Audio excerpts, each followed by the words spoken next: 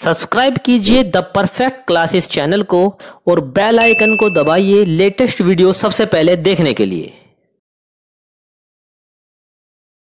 Hello student, the perfect classes में आप सभी का स्वागत है। शिक्षा निदेशालय राष्ट्रीय राजधानी क्षेत्र दिल्ली की वर्कशीट नंबर 8 डिस्कस कर रहे हैं बच्चों। क्लास 7 की वर्कशीट है, सब्जेक्ट है साइंस। 21 अक्टूबर 2020 की वर्कशीट है। कक्षा अध्यापक का नाम लिख लेंगे, आप विद्यार्थी का नाम लिख लेंगे। टॉपिक है बच्चों विद्युत चुंबक। तो स्टार्ट करते हैं वर्कशीट। मनीषा ने एक निर्माण क्षेत्र पर एक क्रेन को देखा जिसका अंतिम हिस्सा लोहे के एक विशाल टुकड़े से जुड़ा था। उसने यह भी देखा कि इस पर चारों ओर कुछ तार लिपटे हुए थे। उसे बड़ी हैरानी हुई कि कैसे एक कर्मचारी बिना चुंबक के लोहे के इतने बड़े भार को उठाने के लिए इस क्रेन का इस्तेमाल कर रहा है। वह अपने शिक्षक के पास गया और उसके शिक्षक ने बताया कि जब किसी तार से विद्युत धारा प्रभावित होती है तो वह एक चुंबक की भांति व्यवहार करता है। ठीक है बच्चों, तो कोई भी तार चुंबक की भांति का व्यवहार करता है जब किसी तार से विद्युत धारा प्रवाहित होती है। ठीक है, अब आगे देखेंगे। लोहे के किसी टुकड़े पर विद्युत रोधी तार से लिपटी विद्युत धारावाही कुंडली को विद्युत चुंबक कहते हैं। विद्युत चुंबक की प्रबलता विद्युत धारा के प्रवाह को बढ़ाने व घटाने में क्रमशः बढ़ती व घटती है। विद्युत चुंबक के उपयोग देख लीजिए। इनका उपयोग कबाड़ से चुंबकीय पदार्थों को अलग करने के लिए किया जाता है। दूसरा पॉइंट है, छोटे विद्युत चुंबक का उपयोग डॉक्टरों के द्वारा दुर्घटनावश आंख में गिरे चुंबकीय पदार्थ के छोटे टुकड़े को बाहर निकालने में किया जाता है। थर्ड पॉइंट है, खिलौनों में भी विद्युत चुंबक का उपयोग होता है। अब विद्युत घंटी के बारे में पढ़ लेते हैं। विद्युत घंटी के बारे में क्या बताया है? इसमें लोहे के टुकड़े पर तांबे के तार की कुंडली लिपटी होती है।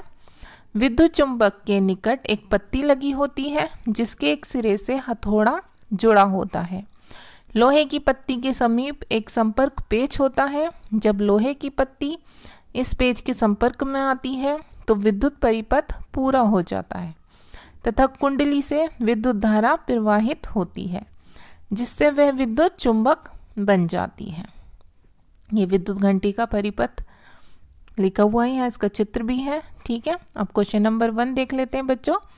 क्या विद्युत चुंबक का उपयोग किसी कचरे के ढेर से प्लास्टिक को अलग करने के लिए किया जा सकता है?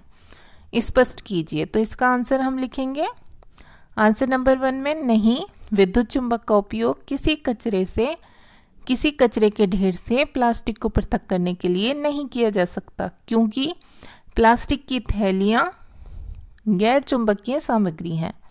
यहाँ पर थैलियाँ कर लेंगे आप। प्लास्टिक की थैलियाँ क्या होती हैं बच्चों? गैर चुंबकीय होती हैं, वो उससे चिपक कर नहीं आएंगी बाहर कचरे से। ठीक है, अब सेकंड देखिए, विद्युत धारा का प्रवाह बंद करने पर विद्युत चुंबक पर क्या प्रभाव पड़ता है? तो देखिए इसका आंसर लिखेंगे, विद्युत धारावाही सुचालक के आसपास जब चुंबक रखा जाता है तो वह बल को अपनी तरफ खींचता है। इसी तरह चुंबक भी विद्युत धारावाही सुचालक पर समान और विपरीत बल लगाता है। विद्युत धारा के प्रवाह की दिशा में परिवर्तन के साथ सुचालक पर लगने वाले बल की दिशा बदल जाती है। ठीक है बच्चों, अब क्वेश्चन नंबर 3 में आपसे पूछा हुआ है, विद्युत घंटी में विद्युत चुंबक होता है, सत्य या असत्य? तो हमें लिख देना है सत्य। ठीक है, उसमें एक मैग्नेट लगी होती है। ठीक है, अब देखिए आपकी वर्कशीट सॉल्व हो गई स्टूडेंट। अगर आपको मेरी वीडियो पसंद आई है तो प्लीज़ मेरी वीडियो को लाइक कीजिए, शेयर कीजिए, हमारे चैनल को सब्सक्राइब कीजिए। Thanks for watching.